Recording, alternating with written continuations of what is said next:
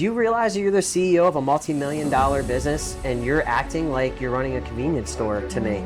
You're gonna ask someone for a few $1,000s, but you can't give them the full scope of what it comes with. Like, how do you expect someone to trust that relationship? It feels very one-sided. Typically, property managers have to get 3 bids if they do any kind of change. Whether you're paving the parking lot, whether you're looking for new marketing services, you have to typically get 3 bids. And you have to do... Even on marketing services? Look, I got emails from suppliers selling me stuff as if I was an owner. Same here. For months. And I literally replied back saying, please scrub your list and or please recognize who you're sending this to as suppliers. And they just kept sending it to me. They wouldn't even turn it off. So they get bombarded, they get 10 to 100 emails a day, sales emails. When you define those needs, what is actually legit product that you should spend any amount of time vetting it versus like garbage.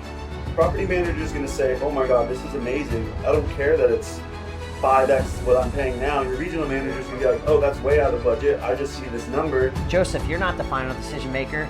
Your boss named Joe, who's a big jerk, is the final decision maker. What makes that guy tick? What will resonate from this conversation that will make it easy for him to say,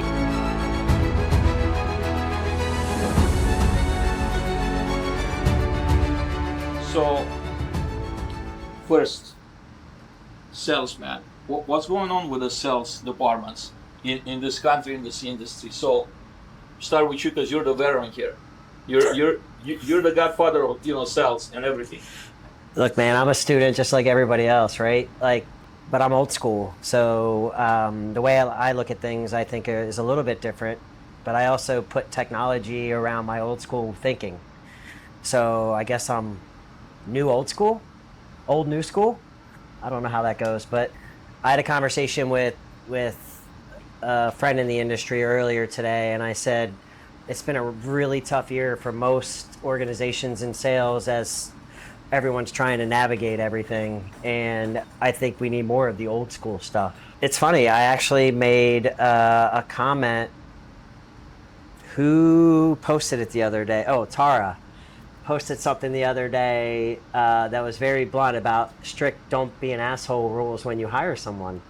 I think that was a good example of being kind and the right way to handle things in the wrong way. But for those of you not knowing, stuff happened behind us. Anyways, it's hard to have old school teachings and new school thinking. I mean, Joseph works with me and, luckily I have a 20-year-old that somewhat keeps me cool and grounded. He would say opposite, but you try and learn a lot. And actually I said this to Joseph the other day is, I'm never comfortable talking about my strengths. I'm more comfortable talking about my weaknesses. I think Tara posted about that too. And I'm like, yeah, I got plenty of failures. You want to talk about them? Because I'm not scared to take risks or make decisions and things like that. And I think we live in a protected sales world a little bit too, where people are scared to take risks and scared to maybe take direct, chances on things. But at the end of the day, that's decisions are where progress is made. And if you're letting technology do 90% of your thinking, you're at a big disadvantage when you have years like this that people depend on a button, and look, Joseph and I talked about this earlier too. There's a fine line between how you sequence and how you have intimate reach outs to solve a problem for people, and I tell people all the time, if you're going to do sequencing, great. It should be 2 or 3 sentences per sequence. And it should address a pain point that that person probably has. It doesn't need to be 18 paragraphs. And after you hit them with some pain points, if it finally resonates because they're having one of those days that they've seen your 3rd email and you've pointed out 3 things they've dealt with the past month, they're going to reply. But chances are, what's the stat? 80% of sales happen after the 6th or 8th contact? Something like that, like 4. Yeah. It's like one of my favorite things, and I always forget the breakdown. Like 2% of sales happen after the first. No, 2% of sales are never followed up on, or something like that. But I have a great thing I go by, and I'm always wrong about it. But the essential story is don't give up. Like one day you're going to hit somebody, and they're going to remember, holy crap, Joseph or Nicola had something that solved this for me. Let me look back for that, so that's what I believe in because that works. And referral, I don't think we referral based enough. Sales has become far too transactional. Like in the old days, we didn't have the internet and we didn't have social media. We would go to events and interact. And for me, that's more human. Like I'm sitting here looking at your emotion and Nicola's sitting next to me smiling and I can touch her shoulder and whatever. Like when you're on a video, it's a second best thing, but it's still not the same. That's why we shoot in person, right? I carry this stuff around and I do in person. I don't have any interest in doing virtual anymore because the difference between this and that is two different words. It's not even the same thing. So you mentioned the old school way of selling and the new school, and I want you to get a little deeper into what's the old school like? What do you mean by the old school, and what are the things that you're taking from the old school and still apply today, or maybe applies incredibly successful today? And by the way, there's no disrespect about old school or new school.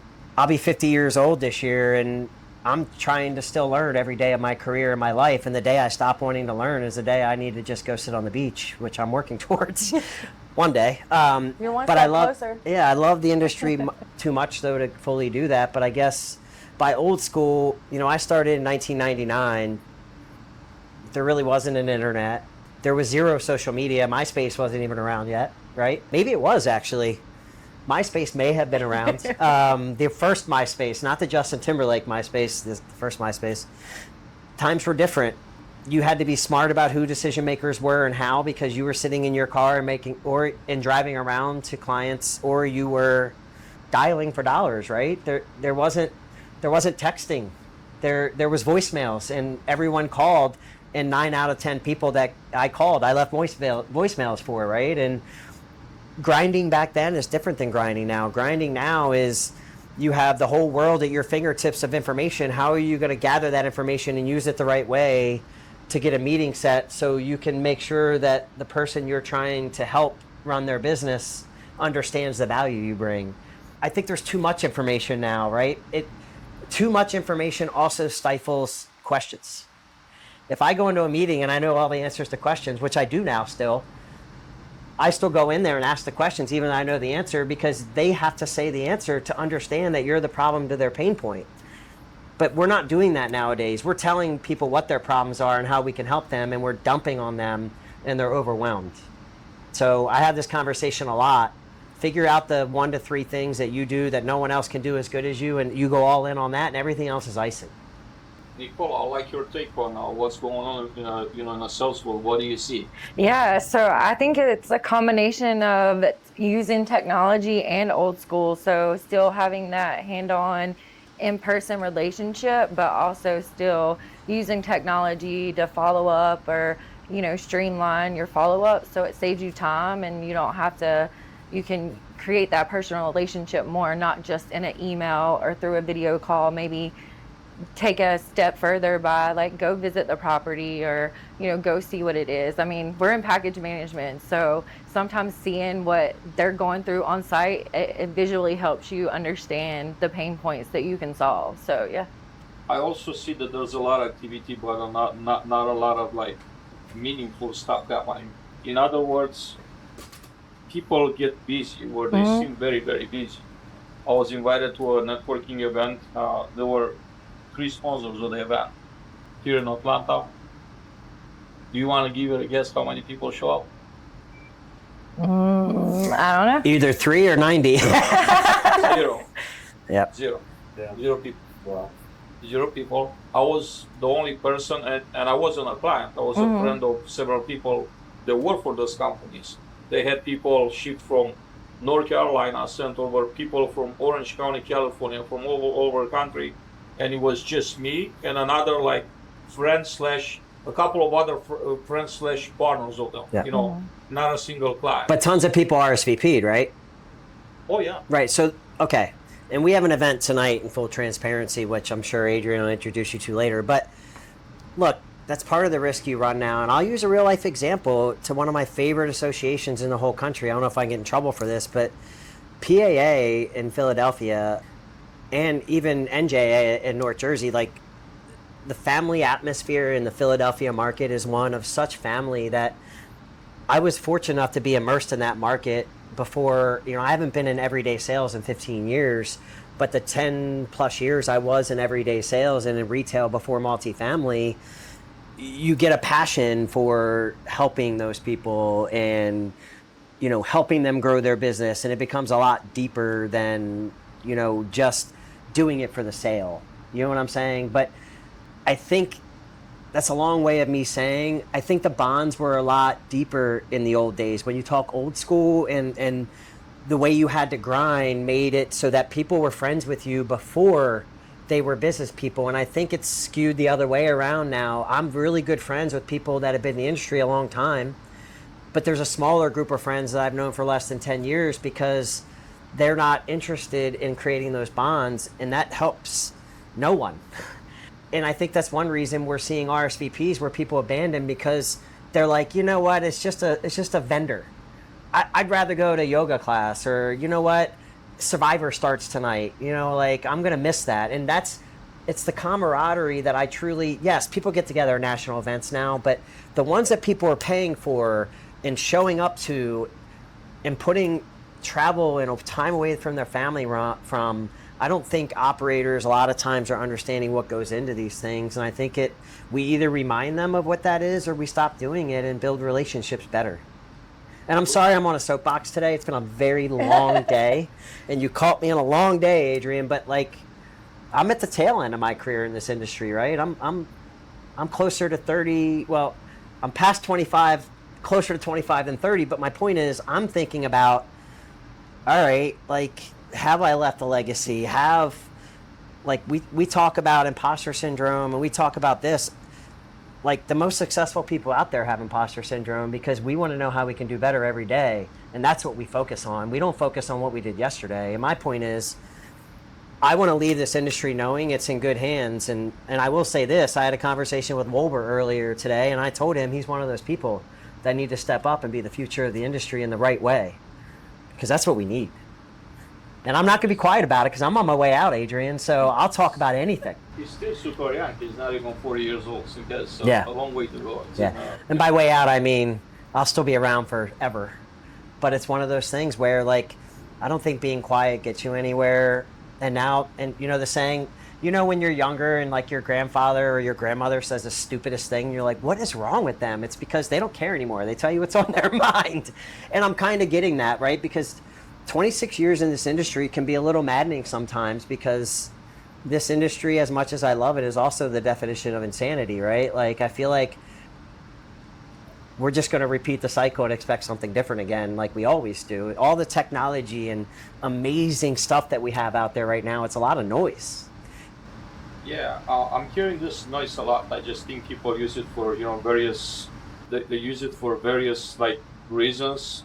Not all probably being I'm calling the right reasons, because it is not a right or wrong reason, but I'm hearing and I'm seeing noise all the time.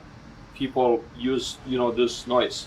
And I'm not sure if it's something that, we're trying to filter, is the new buzzword that, we're trying to use, but there's obviously a lot to this, a lot to unpack, maybe for a future conversation, really, because I'm always curious when someone mentions the noise. Is noise a distraction to you? What is it? When you say noise, how do you describe? I mean, it's impossible to be a decision maker in the marketing and operational world right now without having 100 options for things. And how do you narrow down what's effective and what's not? Actually, Joseph and I talked about this at lunch today. Hey, I work with a lot of affordable clients. I don't want to plug anybody, but we were talking about Fortress. I'm like, you know what? I know a client that could talk to them, and sure enough, they just signed them. So it's great. But my point is that's what this industry needs to be about, right? Noise means, how do we quiet things down to make it easier for buyers to buy? I think there's so much vetting and so much due diligence now on products that I think we can help narrow that down. And look, it's been tried several times, supplier platforms helping vet different, suppliers, to help management companies and things like that. And it's really noisy in the marketing and the operations world now around technology in general. And I'm talking major systems, right? Now there's disruption trying to disrupt the big three. And, I love that, actually. This is a huge industry, right? So it's hard to say one business has 60% of the industry as their business. that hurts me as an entrepreneur inside a little bit. You know, I like diversity in products options, but there's so many right now that do close to the same thing, and I think there's a lot of confusion. Yeah.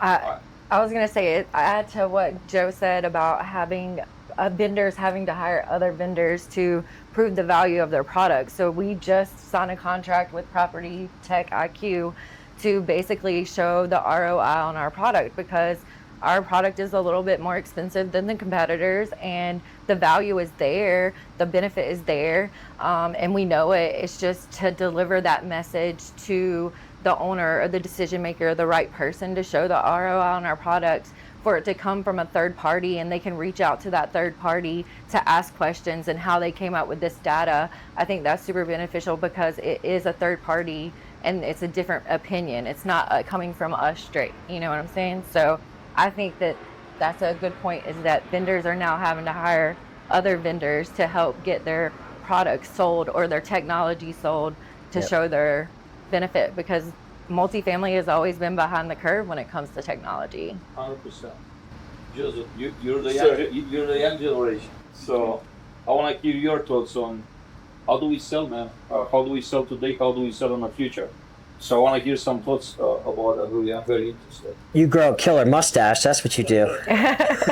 Sir, definitely not an OG like y'all over here, but yeah, thankfully I started out on site, so I really understand the pain points that everybody involved in the operations go through, whether it's the leasing agent, property manager, maintenance manager, regional manager, and above. So really tailoring your messaging, your ROI, the positive impact that your platform or your service has to that individual end user is super important. And right now, there's a lot of salespeople who don't truly understand how multifamily works on site because it's so unique. You really don't know unless you've been on site. We all speculate, we all think we know, but coming from the on-site world and understanding, all right, how do I talk to this buyer? What is my value prop? What tools am I going to use to really understand what they're into and what their priorities are as an operator ownership group? And you know, it's great having tools like Prop Tech IQ, but you know, not every platform is such a big investment where you need to get another vendor. Like being able to sell the value of like us, whether it's a transactional sale, portfolio-wide sale, or a like whole rollout. It varies on how you tailor that pitch. And also, I think not enough sellers right now are multi-threading and talking to other stakeholders who may not have been on a call, but still should be aware of the conversations you're having within a portfolio. Example would be, just had a meeting with the manager, so you email the regional, hey, I just want to let you know I met with XYZ property. They expressed these pain points. Here's how our solution solves that. Are you open to continuing the conversation as this deal progresses? Just keeping it open-ended and always being able to serve our end users or clients, because what multifamily is you're ultimately serving someone, whether it's finding an apartment or a solution to help someone find an apartment. So we should always have that service mindset rather than that transactional mindset. I think I said that on my last podcast with you, Adrian, is like, there should be no separation of state between suppliers and operators. We're both hardworking people serving a subset of people. We are serving them to help them serve consumers to put heads in beds, right? Mm-hmm. So I don't know, like, and I'm on both sides of the fence, so I understand, but at the same time, there doesn't ever need to be any. I mean, I still actually will call property managers that are very disrespectful, and sometimes I just want to say, do you understand that, look, I know you're the CEO of a and that's part of the problem too, they're not empowered to be like, we all forget, these property managers are the future of the industry, one, and two, and the assistant property managers who are the glue to everything, but two, they're the future leaders in multifamily, and sometimes I think there's a lesson to be learned respectfully, and I had to have that like 15 years ago, and I'm really good friends with that property manager now, but I had to explain to them, like, hey, do you realize that you're the CEO of a multi-million-dollar business and you're acting like you're running a convenience store to me? Yep. And don't act like you're running a convenience store and talk down to me because I'm trying to sell you, something for your end display to help you sell people. You're running a multi-million-dollar business. You need to think about this for your business. And ever since that relationship, we have become very good friends. And that was 15 years ago. So my point is, like, that also goes back to your question about people not showing up to events, right? Like, it all intertwines with each other. It's a mutual respect thing that I think we have to get back to, that we did have 25 years ago. Yeah, but how I think it's a very common theme. Everybody agrees, right? That, there's a disconnect, management side looks down to people that are trying to sell them service and products. And how do we fix that?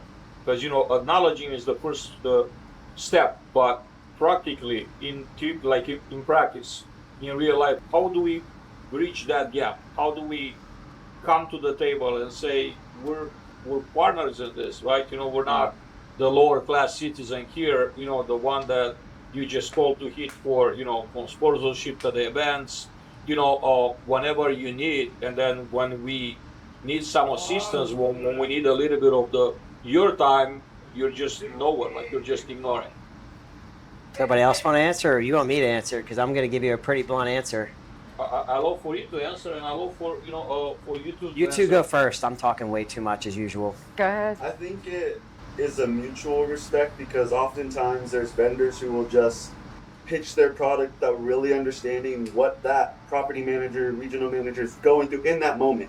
Because there's always things that come up unexpectedly. Example, I was doing a site walk to quote a 28 access point solution at a property where the night before they got struck by lightning and 3 of their buildings were completely out of electrical. So like, those are things that property managers deal with unexpectedly, and I went in there, I respected their time, I was in and out within 10 minutes. I did not need any more than that. I knew what I needed to get into and look at and then leave. So really just respecting each other's time and not being such a one-way street.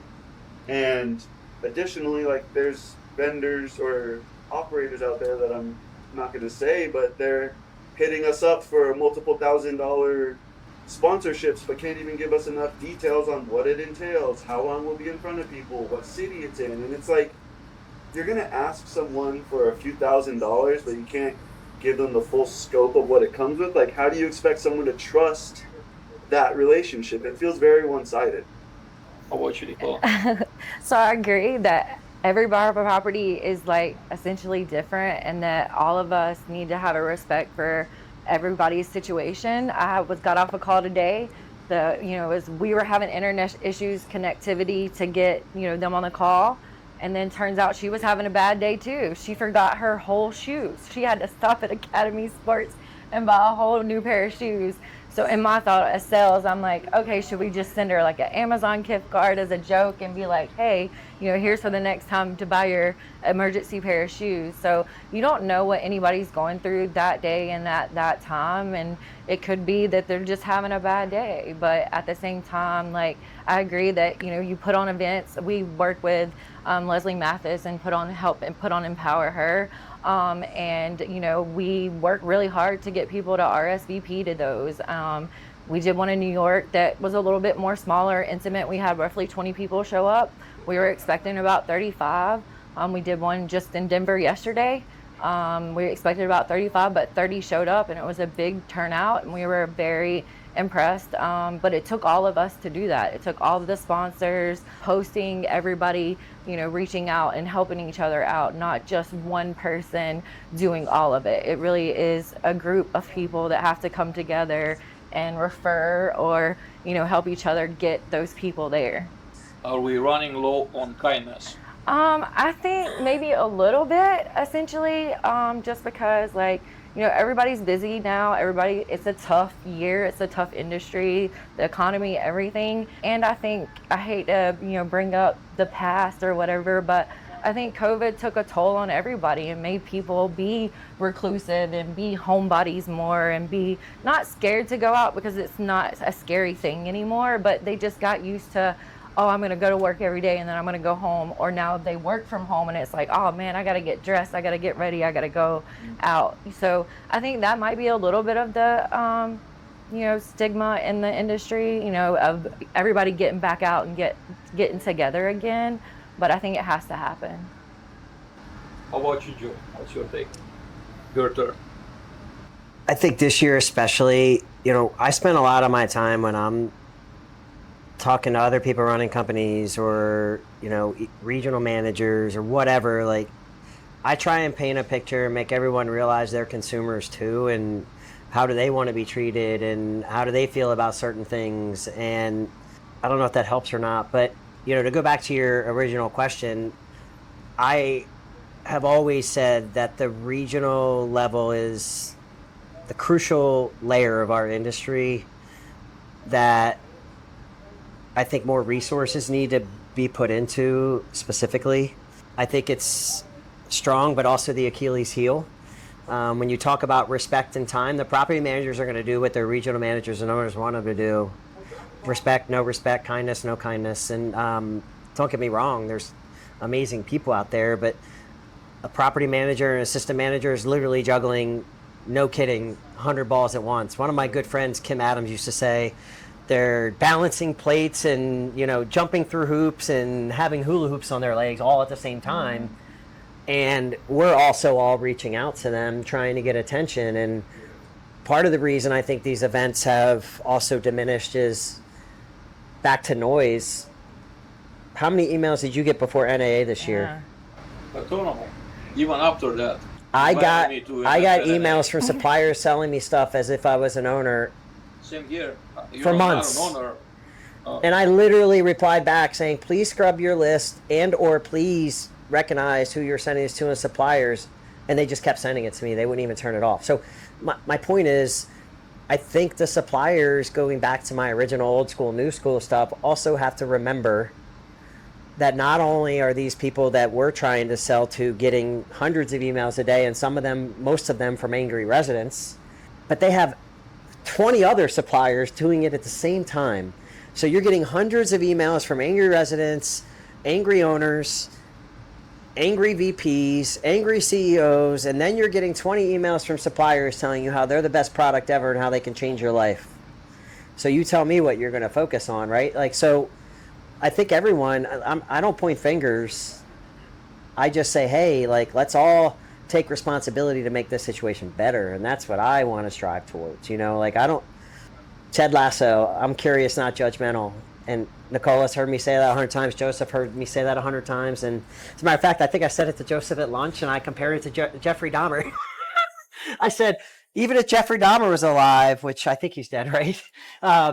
I was like, I would sit down and just curious what's going on in his head. And I don't agree with anything he did, but I'm curious about why, right? And I'm curious about that with everything. And I think there's too many sides in this industry. What side are you on? And nothing should be about sides. It should be about how do we get together and make things better.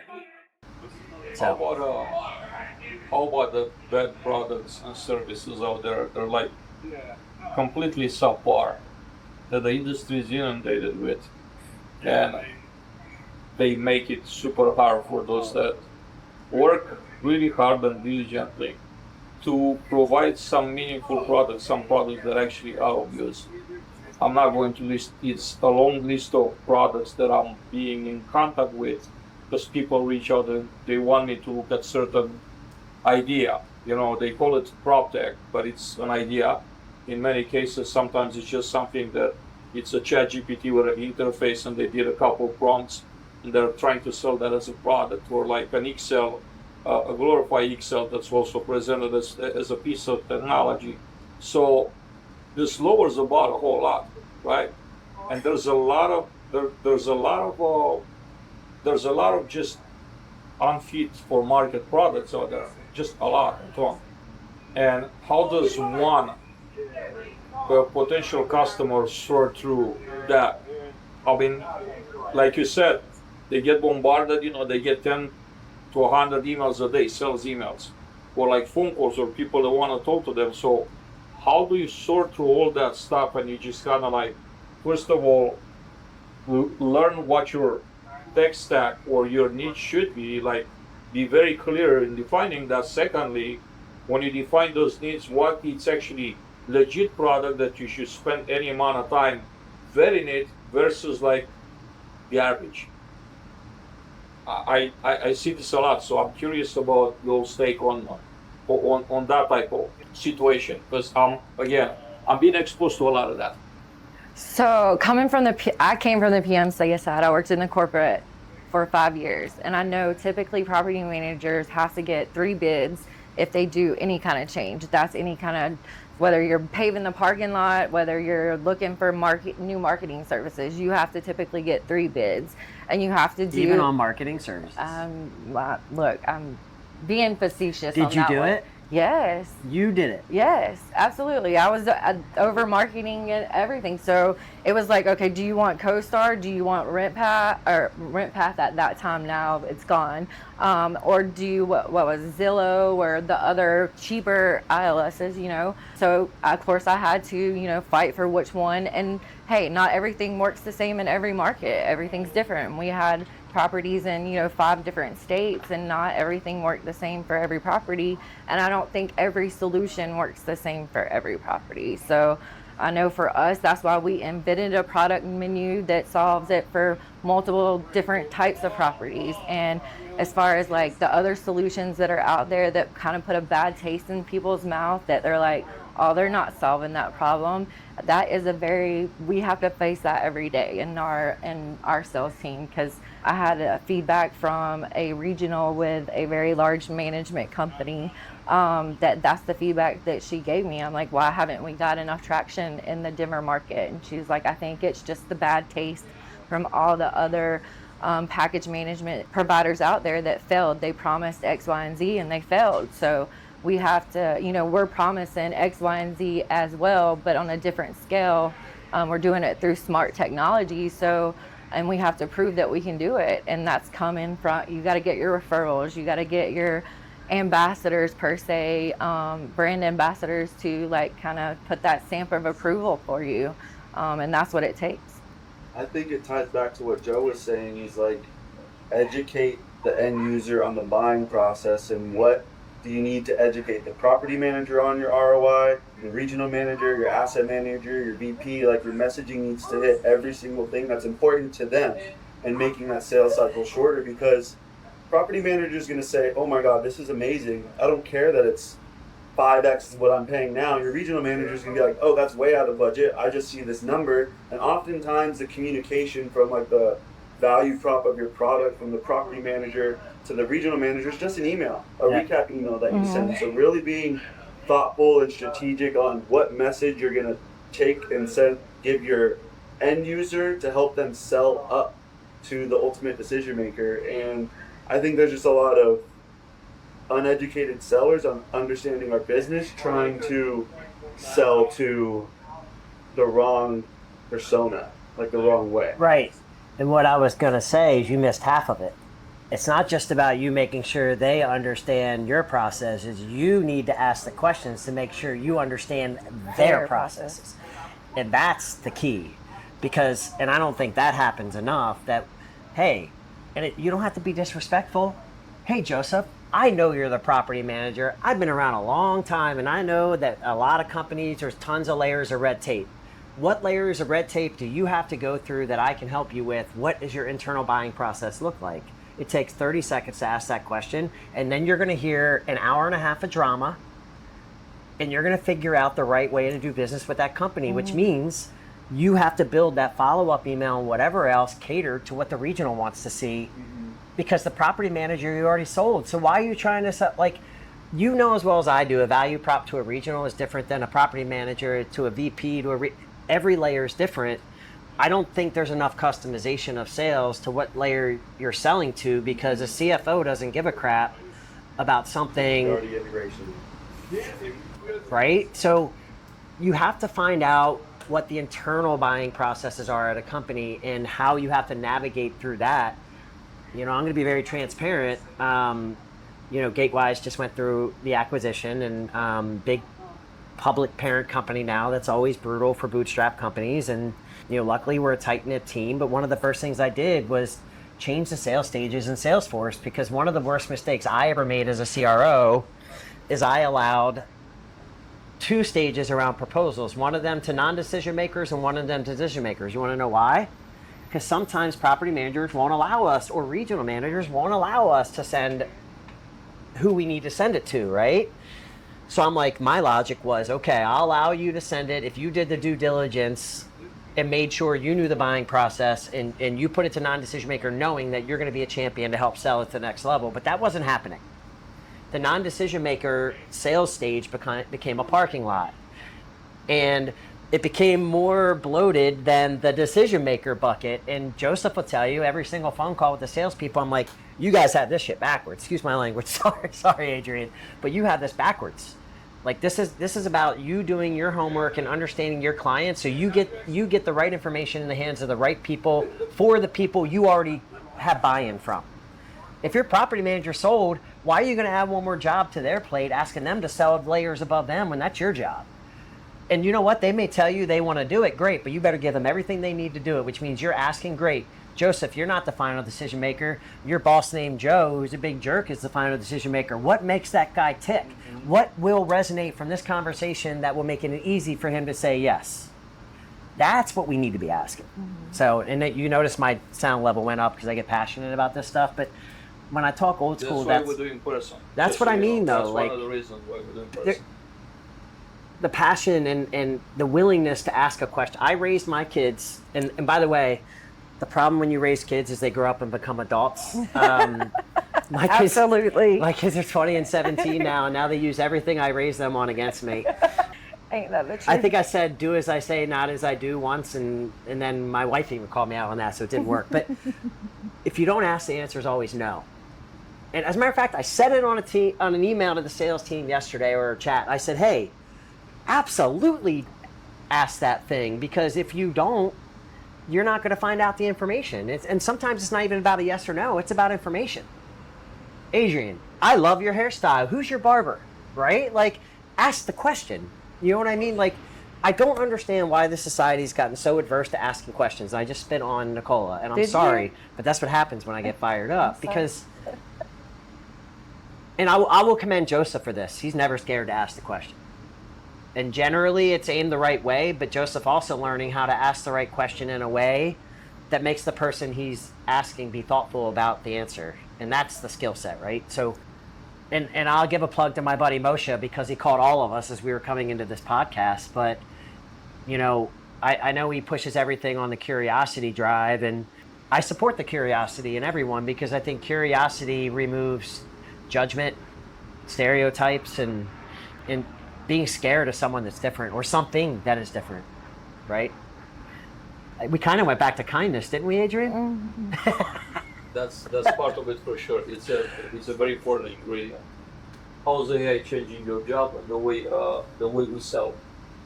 It's really helping me offload a lot of the busy work, some of the post meeting follow-up emails, and ability to extract the most important stuff and be really present. And one thing that honestly you're gonna tell on me, aren't you? Joe put together for us, which is, I use it all day, every day now, is custom GPT, where we just drag and drop our transcript in, and it gives us everything we need to know. I built a call evaluation, what we didn't GPT. do well, even recommendations, and I'm always diving into, okay, I didn't do this perfectly. AI, how would you recommend that I keep a lookout for this, or what questions should I ask in order to extract more information? And even with tweaking messages to certain personas, like I'll ask it for a email draft and say, well, asset managers don't really worry about like the resident reviews. They just worry about budget and staying in line with that budget and occupancy. So like, let's tailor this email, one for the asset manager, one for the regional, one for the property manager. And that takes a lot of bandwidth away from that I have to expend, and just gets it done instantly. How about you, Nicole? Same. I use it to streamline the follow-ups, and also, you know, there's a tool that Joe introduced me to, and I think y'all use it at Gatewise as well. It's Fixer AI. That is like, it's a time saver, especially if you travel a lot, which I do. It drafts the emails for you in your tone. It listens to every meeting that you have, and then it follows up. It sends an email follow up to you, and then it also drafts a follow up email for the client that you just reply back to. So it's super cool, and then it'll let you edit, and it learns from that. So I think that has been majorly helpful when it comes to that. And yet we use ChatGPT. I don't know how we sometimes ever survive without I may or may it. not have shared a call model GPT with her Yes. too, but So, and the feedback is like, some of it is harsh, like there's a couple emails. I don't sugarcoat. Yeah, there's a couple emails, and it actually has a personality. It actually has it's funny. It's kind of me. It's weird. You And- know how it is when you play a while, it becomes you. Yeah. So Greta is basically my AI version of me. And it gives feedback like Joe. It's kind of really actually creepy, but in some ways. But yeah, I mean, but it changed the way we sell. It made us ask better questions. It made us, ask who the decision maker is. When are you looking to make a decision? What's your budget? Are you charging the residents back? Granted, we ask those questions typically on every call, but it's like, where did you miss it on that call, or did you forget it on that call, kind of thing. So, or in an email, in your follow-up email, it'll analyze the whole chain for you, and tell you where you misstepped or whatever. Now, it doesn't take personal conversations into consideration, but Joe invented a pretty cool product. And I built it on psychology of sales, Yes. Adrian. So it's not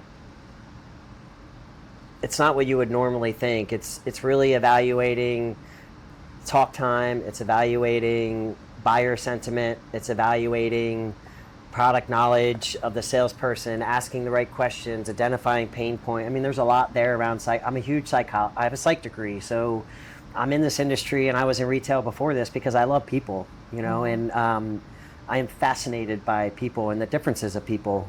Sales is a psychology And in itself. It is. Really is. I mean, and I told him that earlier today. Learn the psychology of it, and Joseph's a lot like me, and that's why I see a lot of me when I was younger. As much as he reminds me I'm old all the time, which should fire him for that. No, I'm just kidding. But I look for the unteachables a lot. Anybody that works with me knows I look for those things that when I'm interviewing people, I'm not they're talking to me because they're good. I want to know what their demons are, what they struggle with every day, and I want to know what their unteachables are, what's their resiliency like, what's their drive, the kind of things that make successful people that we can't teach them. I think we're being summoned. I think our event's about to start. Starts. We have people here coming in. I wanna wrap it up with a thought here. I met with a multi-billion-dollar company, very high-level sales executives, and asked them, "What's your main pain point?"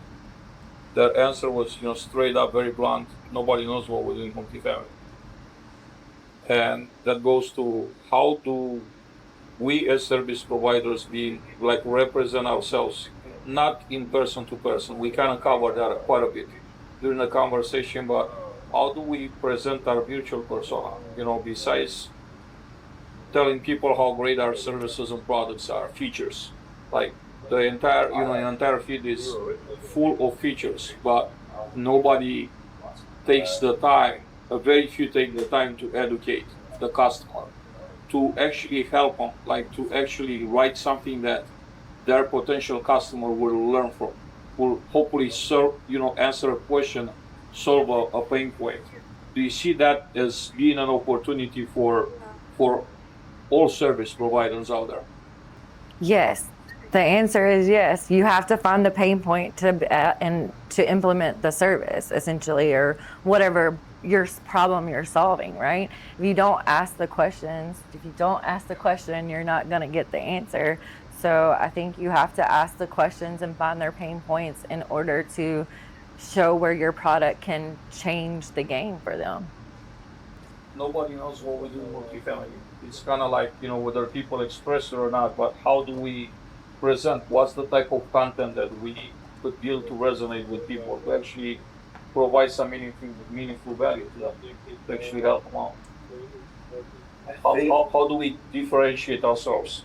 If we sell, if we sell technology, if we're selling janitorial services, there's 10 or 20 or 100 other competitors that sell the same thing.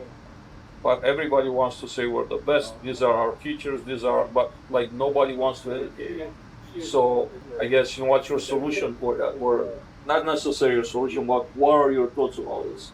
Where do we go from a content standpoint that actually educates and is meaningful to the person that might get in front of it to consume it with it?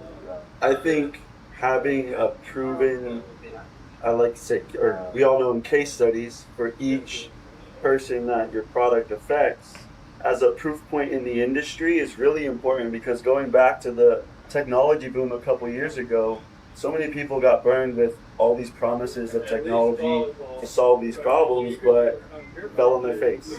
So now it's, where's the proof points? Where's the trust you can build? Where's the proven product that it actually does what you say it does? And just selling that way with facts rather than features. Yeah, anything on certain benefits or like pain points, not necessarily related to your products, but in general, you work for a number of companies throughout your career. I'm sure that you've accumulated, various experiences, and some of them could be very valuable for someone that is looking to buy those type of products or services. Do you see any value to like helping, like creating the type of content that actually could help someone? Not directly, like, buying one of your current services, but actually helping building rapport that way through content. Absolutely. I think for me, it's just getting more comfortable selling that story, because the product I sell now is proven to have positive impact on everybody across the board. So now for me, going back to the tools that we have available, like how do I sell that story? Something I'm still learning that resonates for each person involved in the buying process. LinkedIn's a great one, and there's people out there that I learn from all the time that are outside of the industry that are doing it really well, where I'm trying new things and not afraid to try new things, and if it sticks, great, but if it doesn't, find something else that works. Your best voice is your client's voice. I don't think any company quite leverages it well enough, including Gatewise, and we try. Joseph's going to kill me because he's heard me say it like 10 times since the acquisition, because we really have to be focused, but aim small, miss small, right? Like, I think too many products hit the market and they're excited and they think they're the best thing ever, but they haven't done their research. They don't know the customer, they don't know the industry. We have some of the best young, awesome minds with great ideas, but they don't know how to execute on it because they haven't done their research. A company I'm a partner in, Connexus, Devin, it's a procurement platform, but trying to put AI and true procurement around it for the volume of things that managers have to deal with on a yearly basis, landscaping, painting, all the stuff, right? But I'm also a partner in a company, Ancillary Services Management, that handles long-term revenue generating 7 to 10 year contracts that take a lot of work and effort. Two of the same things, but totally different spectrums, right? People that are looking for this service and people looking for this service are different, but also the same. You just have to find out where their main pain point is. Their procurement guy could be an ex-ancillary guy that can do the laundry and telecom contracts all day, but he can't handle the volume of, he or she, I apologize, cannot handle the volume of 100 properties of annual contracts. They need a platform to manage those recurring contracts that are not revenue generating, right? So I guess what I'm saying is there's too many companies that think they do everything or 100 things and none of them the best. So my advice always is aim small, miss small. Identify the things that you do that no one else does, and don't use the word we do it. Don't say that we're the best. Best is a subjective word that doesn't mean crap unless you have data behind it.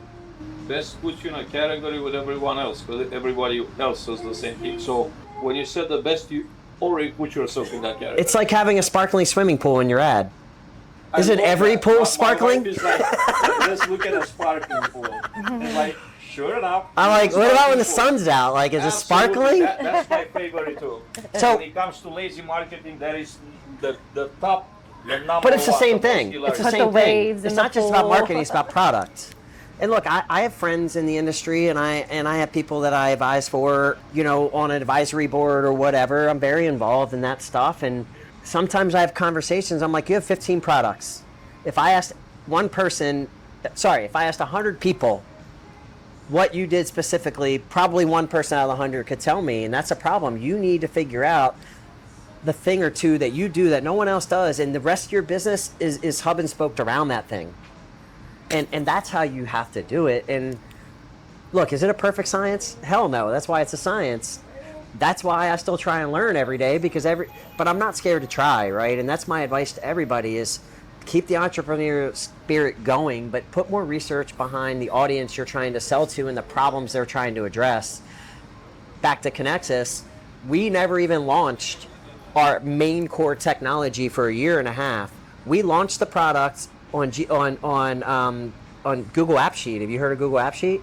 We built the product in a way that we could manage the product while we were scaling and finding out what clients truly needed. We didn't spend $1 million on R&D and building what we thought they wanted and then get beta clients on, get them on it. No, we built an MVP product that we could test and play with for a year and a half, perfect it, and now we're spending 1/10 of what we would have spent in R&D and building the platform on today's technology, which is a year and a half later than when we would have built it. So my point is, don't be so quick.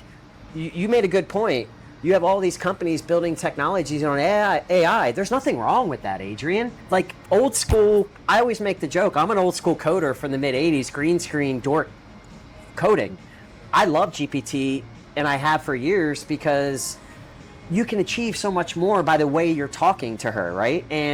Or him, depending. And I tell people this advice all the time. I spent the first several months of me interacting with GPT dictating. I do have a tendency to write like I talk, which is a weakness of mine, but I decided to really truly get it. I just talk. I have the app on my phone. The second Pro came out. I got Pro. I talk to it all day long, and it knows me. She knows me. Same here. So my point is, I'm okay. I have built several products for both sales that I'm not selling. I'm using it for trusted friends and companies I'm involved with, either in my ownership portfolio or otherwise.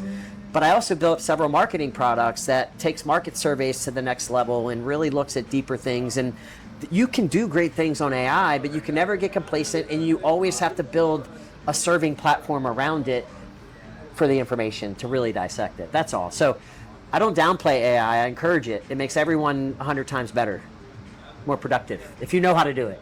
Yeah, great way to wrap up today, but let's do another event, because I have a couple of 2-3 more hours worth of content in here. Great. That I need to get out of you. That's scary. Thank you. Thank Thank you.